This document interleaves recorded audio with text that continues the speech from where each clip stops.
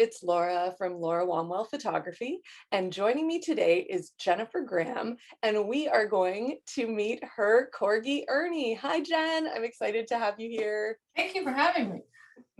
So today's interview is all about meeting a local pet and getting to know the person that loves them. So I would love to talk a little bit about Ernie. How long have you had him? I got him like right from like 8.5 weeks, and he's going to be 5 in June. So he's been with me pretty much his whole life. Wonderful. And how did he come to live with you?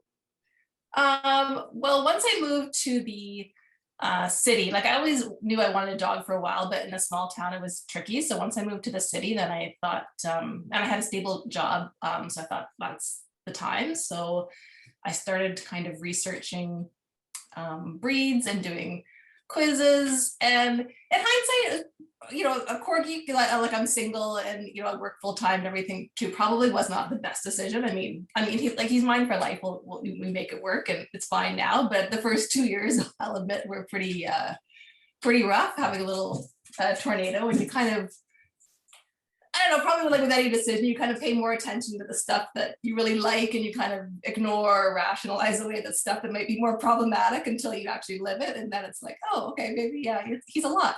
But,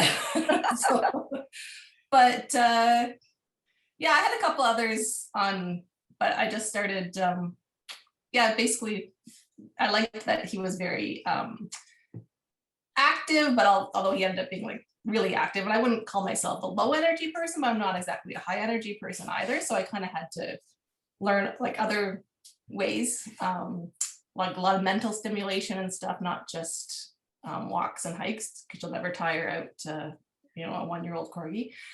So that kind of thing. Yeah, and then so I just started researching breeders once I knew that I wanted a corgi, and I really liked the breeder that I went with. I went to visit, they had a farm, and when I went, like all the dogs were outside and they had beds outside, then you went inside and had all their toys and beds and everything. So you could tell they were really comfortable with their parents and like well-loved, healthy dogs. So. Nice. You mentioned when you had decided that you were interested in a corgi that you needed to do a bit of research to find a breeder that would let you keep the tail intact. Can you tell me about that?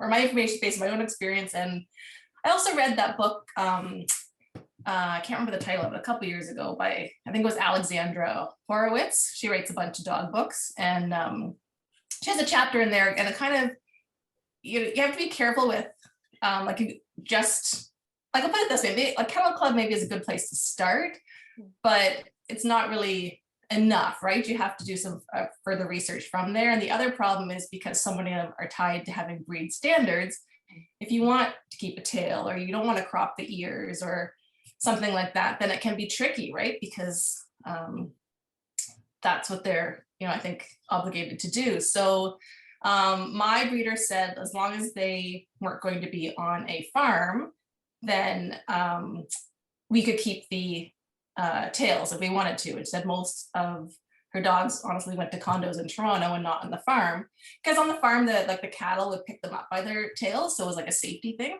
Yeah. Because they started as herding. Well, they're still herding dogs, but most of them, mine will probably never see a farm his entire life. So so then I just I really liked that. And she said her last couple litters, no one has docked the tail. So, and I think actually in England, I'm not even, I think that it's actually not even allowed anymore. So, Oh, wow. So it might start to change over here too. So corgis, as you've mentioned, are a breed that have, some energy. Yeah. What are some things that are challenging about Ernie or his breed? I think definitely the energy for sure is a challenge, because, and I think I took me too long to learn this, but I always thought I had to sort of exhaust him. And I've learned that, especially with herding breeds, working breeds, like they won't tire. Like you kind of have to tell them like, no, now it's, like, it's downtime, right? Because they'll just go and go and go. And when I look back at some of the pictures, like he just looks so, sorry, exhausted. And I think I did like too much with him at the beginning too. I was also excited to have him. So I like, kind of overdid it. And I think once I kind of got a little bit more relaxed about it, he kind of settled down. They still need like, a walk around the block is not going to cut it for a corgi. They're not going to be a lap dog. And I had a great trainer that was like, you're not going to have enough energy to keep up with a corgi. So you have to do some other things. So we started like agility. Scent detection has been amazing for him. Really tires him out. Just like things like that, just a lot of mental stimulation, not just the physical, because he is so smart. So that's kind of a double-edged sword. And I guess another one of the challenges. I mean, it's also a positive. He was very easy to train, but he also needs a lot of, keeping busy and activities, things like that. So, and barking is one too. But actually, I paid for a private lesson and with Impressive Canines and here in KW, and we just worked on that, and it's actually kind of become like muscle memory for him now because we did it when he was so young. So he'll still bark, like if somebody like our neighbor's dogs walk by or something, but he's generally like pretty quiet, like thunder, anything. Like he won't just bark at the drop of a hat for sure, like, which I heard can be an issue with some corgis. So you can work through some of the challenges with training for sure. Well, and I think that's where breed research is so important, because especially with small dogs, I think people are like, oh, they're small, they're not going to need that much stimulation. But we forget that some of these smaller breeds are working dogs. Right, exactly, yeah. So speaking of working, what does he like to do best? Does he love agility? Does he love scent work? What's his favorite thing to do? He loves agility. We did agility for a number of years and then took a break to try some other things. And I recently had him in a tricks class, and the agility equipment was on the other side, and it made me realize like how much he missed it, because that's all he wanted to do. So I said, as soon as the shutdown lockdown is over, then we'll definitely restart that again. He loves trick training, scent detection, like going for a trail. Like as soon as we get to a trail, he'll walk, whereas going like around the block, you're gonna kind of have to like bribe him with half of his dinner to make him move. Like he's just not as interested. Some days he is. But he definitely likes more of a walk with like some parkour or some games or something in it, right? Not just like going for a walk for exercise, which I kind of like, but he doesn't. So what is your very favorite thing about Ernie? How does he make you smile? Oh, there's so many things. My very favorite thing. That's a really hard question. I'm trying to think of my very favorite. I think maybe that he's just like a little bit fearless, and I'm kind of an introvert, so I think that's really helped me, kind of take more risks and try new things with him too that I wouldn't normally do. He kind of gives me a little bit of courage, I think. So maybe that, I don't know, there's so many, like he's just really sweet and cute, and I don't know, it's just, he's really a ton of fun to have around for sure, right? Like it's just an easy way to meet people. Anytime I take him somewhere, he's just makes everything better. Usually, I mean, these definitely has days, but but don't we all? So. I think that's so true of all of our pets, right? They bring us out of ourselves, and it makes it so much easier to interact with other people when you have that, cute intermediary there. Yeah. I think he's also, I was thinking about this the other day too, made me a better steward of the environment. Like, I think before, I always, cared about it, but I don't think as much until I got Ernie and just realized, like, he got me out seeing a lot more places. It made me more appreciative of nature. It made me see more of the connection between the wildlife and all the animals and everything. And I think that's really changed in my life, that I'm much more conscious and action based on that compared to what it used to be. So maybe it would have come about anyway, but I definitely think he helped. Wonderful. Speaking of nature, are there any favorite places that you have here in southwestern Ontario that you and Ernie like to visit? We love Crawford Lake. Um, I love the big boardwalk there and all the trails, and the lookout part, especially in the fall with the trees, is just magic.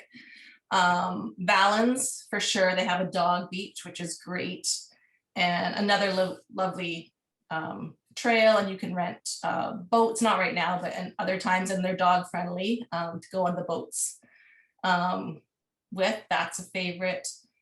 In my own city, I like Monarch Woods, Steckle Park, Huron Natural Area, of course, but it's quite busy. I like Christie Lake, the Dundas Valley, those trails. Like, I probably would never have experienced those without Ernie. And I just walk into some of these places, I'm like, wow, like we have this here, like amazing. And are there any local businesses that you and Ernie really like to visit? Yes, we love the Healthy Barker. That's where I get he's on cooked food. And when he was a puppy, actually up to about like 1.5, and I think this is common with corgis because I'm in a corgi group too. They just, like, he would stop eating kibble, and I'd buy something else and he'd be like really excited, but then, like, by the second scoop he'd be like, nah. And I was like, this is gonna be expensive. So we found the Healthy Barker. Martina's great. She'll answer any questions, not pushy whatsoever. She gave me a free sample. He loved it. I'm like, let's see if he still loves it. But 3 years later, loves it. So I like, yeah. Of the pet stores, I don't really have a favorite. We go to them all. We go to Impressive Canines for our scent detection, tricks, agility, things like that. Finnegan's Deli, love them for treats. Love, love, love. And that Snuffle Mix has saved my life during the pandemic, because I teach right now from home. So he loves that, and it keeps him busy for a long time. And that scent really tires him out. I think he must really have to work hard for any kind of scent based thing. So that's amazing. Piper's Pillows, like that's where he spends his whole day on his pillow. And he does, I don't have a place like that he has to go to, but he just goes there voluntarily and curls up, and I love it. So it's so funny. I hadn't even like heard of snuffle mats and before the pandemic, and then like now everyone has one. I have. I know. They're fantastic. I'm like, where has this been my whole life? And even when I put it down before I like go for groceries or something, like he never even looks at me. He's like, oh, my snuffle mat. Like, yeah, see you later. So nice. Are there, you travel a fair bit around with Ernie. Are there any dog-friendly, venues, places that we don't have here in southwestern Ontario that you would like to see? Any resources that you think we could use more of? I wish there were like dog park, like Crane Park is kind of a good example in Guelph. I do like Crane Park because it's like it's an unleashed dog park, but it's not just like a patch of grass, right? Like you're kind of, and there's other people going up walking there with their families, and you can go for a swim, you can go through the forest and around. And I've seen like in other places too, they have dog parks, but there's like in part of a forest, or they have like some like just wooden agility equipment and things like that the dogs can play on. And I think especially as dogs get older, that's a lot more fun for them than just like a patch of grass to kind of run around with other dogs. Like he doesn't really know what to do there, so we don't really go anymore. Whereas when he was young, I think that was probably fun. You have to be careful too, but if the small ones in Kiwanis Park, you usually have like, 2 or 3 dogs in them, and that's perfect. But I wish, yeah, we had a little bit more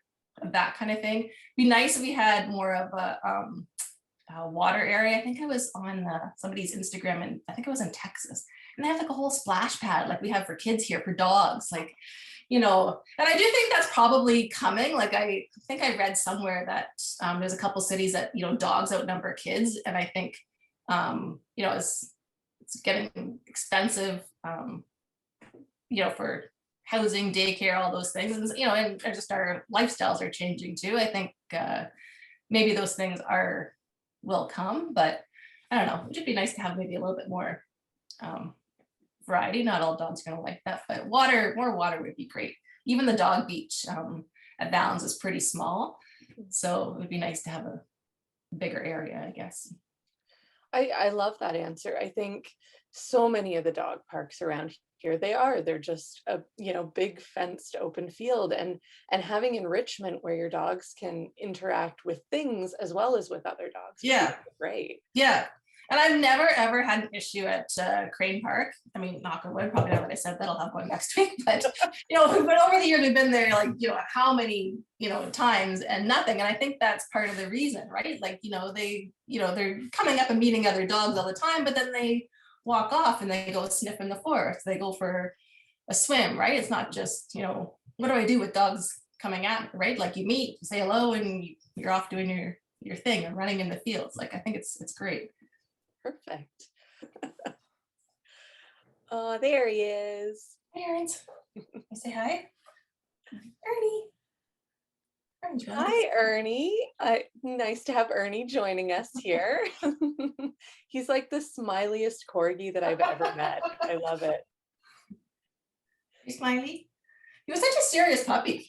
I don't have many smiling pictures of a puppy, but since then he's he might not visit for long, but I won't take up too much of Ernie's time because I know he's a very important corgi.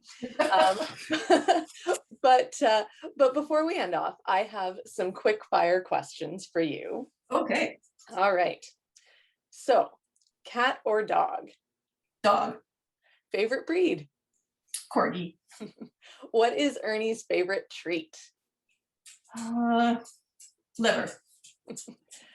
Is Ernie full of beans, full of dreams, or full of something entirely different? We'll go with beans. If Ernie were to be played by a human actor in a movie, who would play him?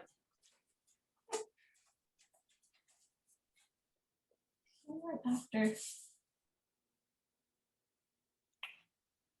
Ooh. Trying to think of somebody a bit derpy. Maybe Owen Wilson. I love that. Also has an excellent smile. Yeah.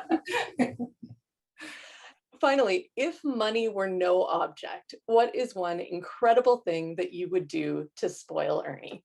Oh, I get an Airstream and just like go everywhere. Excellent. I think we just go and explore different places all over the place. Just, yeah, be nice to have a campfire, and then the next day find another trail, and yeah.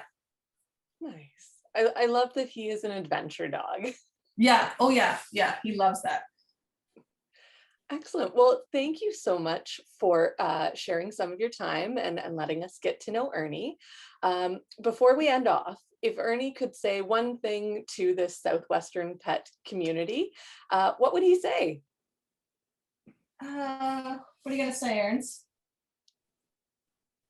Oh, life is short. Spoil your dog, I think. Perfect. Well, thank you so much, Jen. It has been an absolute pleasure chatting with you. You too. And this is Laura from Laura Womwell Photography. I'm here with Jen Graham and her amazing corgi, Ernie, and we both hope that you and your pets have an awesome day. Bye.